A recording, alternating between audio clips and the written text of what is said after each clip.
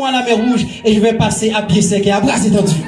Si vous êtes en face de cette muraille de Jéricho, que cette muraille de Jéricho soit des difficultés financières, que cette muraille de Jéricho soit des relations que vous avez avec votre conjoint, votre mari qui ne marche pas, sachez qu'il y a une raison pour laquelle Dieu vous met dans ces problèmes. Et quand vous êtes dans ces problèmes, vous n'avez pas à fuir, frères et sœurs. Et voilà pourquoi je dis que pendant que les disciples se plaignent de cette foule, qui est un problème pour eux parce qu'ils doivent donner à manger à cette foule, ok, et ils essaient de fuir le problème.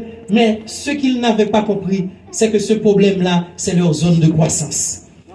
La première chose qu'ils disent à Jésus-Christ, quelle est la première solution qu'ils trouvent, frères et sœurs? Quelle est la première solution? Qu'est-ce qu'ils disent à Christ, à Jésus? Renvoyer la foule. C'est la première solution qu'ils trouvent. Renvoyer la foule. Mais ils ne savaient pas que la solution est déjà là. Maintenant, quand ils voient que Jésus-Christ regarde le jeu, parce que lui, il sait déjà ce qu'il va faire. Il trouve la deuxième solution.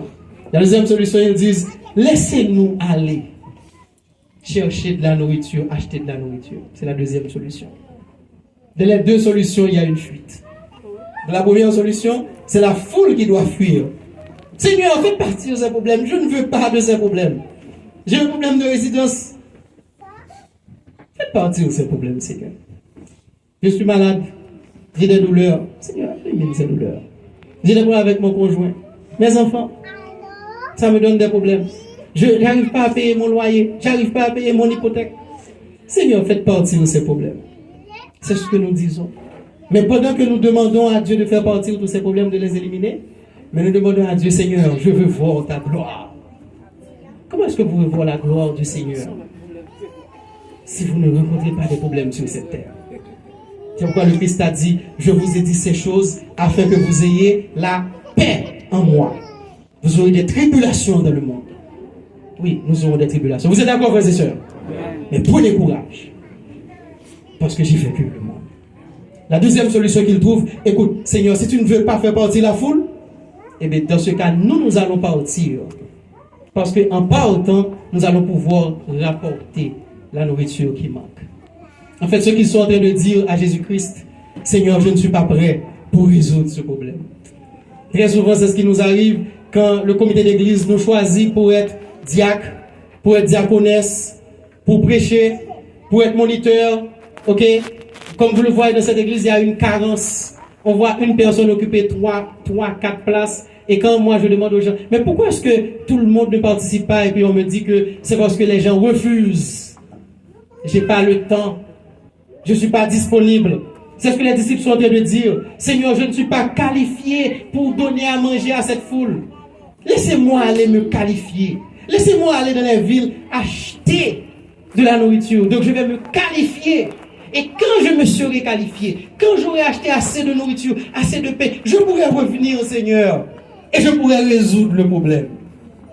Mais ce que les disciples n'avaient pas réalisé, c'est que la solution à tous les problèmes était déjà présente. Pas vrai, frères et sœurs? Jésus de Nazareth était là. En général, c'est la même attitude que nous avons. Nous refusons de participer, nous refusons de rentrer dans la mission parce que nous croyons que nous ne sommes pas prêts.